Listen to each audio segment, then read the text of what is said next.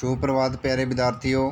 बेटा जी, मैं जसपाल सिंह आपका हिंदी विषय का अध्यापक हिंदी की कक्षा में आपका स्वागत करते हैं। बेटा हमने आपकी हिंदी की पाठ्य पुस्तक जो उन्मेष थी, तो उसे पाठ नंबर 6 जो कविता थी हिम्मत, वो कर रहे थे।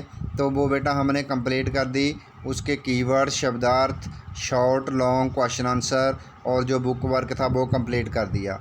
तो उम्मीद करते हैं सभी बच्चों ने अच्छे से किया है। तो आज बेटा हम ग्रामर वर्क करते हैं कुछ। तो हम करेंगे निबंध, ठीक है। तो ऐसे बोलते हैं जिसको।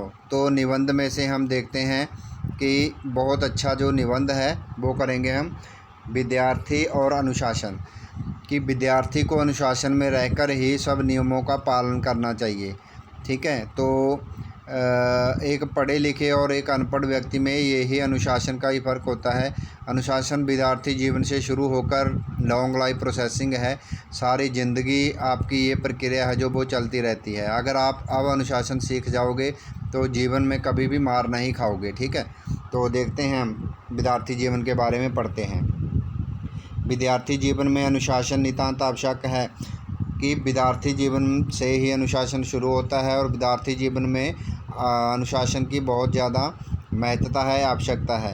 अनुशासन शब्द अनु और शासन पदों से मिलकर बना है, दो शब्दों से मिलकर बना है, अनु और शासन से, जिसका अर्थ होता है शासन, सुव्यवस्था का अनुसरण करना, ठीक है। जीवन के प्रत्येक क्षेत्र में अनुशासन अनिवार्य है, बहुत ज़रूरी है। परिवार हो या समाज, सर्वत्र अनुशासन का पालन करना हमारा परम कर्तव्य है। सब जगह इसका अनुशासन का पालन करना बहुत ज़रूरी है।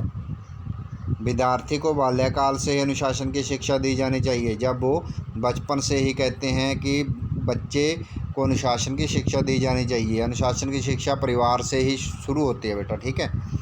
इस दिशा में माता पिता का दायित्व अतीत महत्वपूर्ण है, क्योंकि शिशु की शिक्षा का प्रथम विद्यालय उसका घर ही है।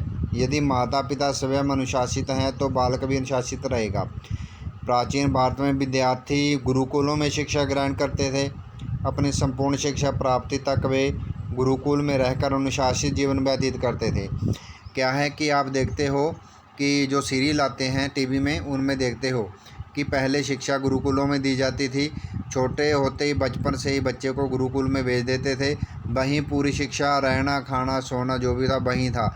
और जब उसकी शिक्षा पूरी हो जाती थी तो उस टाइम वो घर पे लेके आते थे उसको, ठीक है।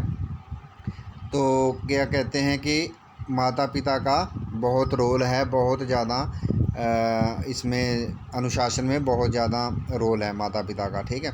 जिससे उसका संपूर्ण गुरुकुलों का वातावरण पावन और अनुशासित होता था। प्रत्येक विद्यार्थी गुरुजनों का सम्मान करता था।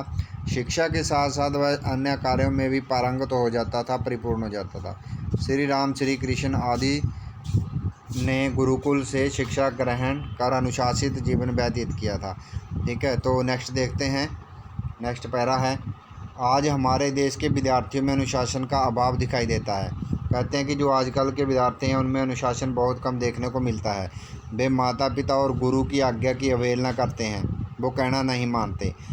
प्रतिदिन विद्यालयों और महाविद्यालयों में प्रदर्शन होते रहते हैं। महाविद्यालय, यूनिवर्सिटीज़, विद्यालयों में भी या विद्यार्थियों ने बस जला डाली या समाचार पढ़ने को मिलते रहते हैं हर रोज़, ठीक है। राजनीतिक दल भी अपने स्वार्थी की पूर्ति के लिए विद्यार्थियों को भड़काते रहते हैं। विद्यार्थियों की अनुशासनहीनता के अनेक दुष्परिणाम हमारे सामने आ रहे हैं, ठीक है बेटा।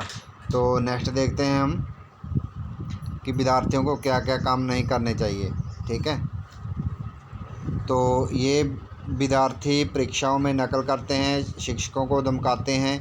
कुछ विद्यार्थी तो हिंसात्मक गतिविधियों में भी संलिप्त होते हैं, शामिल हो जाते हैं, जिससे संपूर्ण वातावरण दूषित हो जाता है। आज के शिक्षण संस्थानों में भी विद्यार्थियों में अनुशासनहीनता के लिए उत्तरदायी हैं। एक कक्षा में अधिकाधिक विद्यार्थी होने से अध्यापकों द्वारा कराए गए अध्यापन की ओर उनका ध्यान नहीं दिया जाता, अपितु वे परस्पर व्यर्थ की बातों में लगे रहते हैं। यानी विद्यालय में वे आते हैं, गप्पे मार के चले जाते हैं। विद्यालय, महाविद्यालय में इस समस्या को समाप्त करके अनुशासन के साथ अध्यापन कराने से विद्यार्थी अनुशासित होकर अध्ययन करेंगे। नेक्स्ट पैरा है, विद्यार्थियों में अनुशासन की भावना स्थापित करने के लिए नैतिक एवं चारित्रिक शिक्षा को पाठ्यक्रम में स्थान दिया जाना चाहिए। इससे विद्यार्थियों को अपने अधिकारों के साथ साथ क्या है कर्तव्य का भी ज्ञान होगा। हमारी सरकार को भी इस दिशा में महत्वपूर्ण प्रयास करने होंगे, जिससे विद्यार्थियों का जीवन अंधकार में न होकर उज्जवल बने और एक आदर्श अनुशासित भारत का निर्माण हो सके। तो बहुत अच्छा ऐसे है बेटा। तो ये आपने आपकी फेयर नोटबुक पे राइट करना है, अच्छे से समझना है, और जो भी आप अपनी तरफ से इसमें ऐड करना चाहते हो तो कर सकते हो, और एक दो लाइन अगर जो भी आपको मुश्किल लगे तो वो काट भी सकते हो। ठीक है, तो आज के लिए इतना ही है, आपने फेयर नोटबुक पे राइट करना है और लर्न भी करना है साथ साथ। ठीक है बेटा, ओके बेटा, थैंक यू।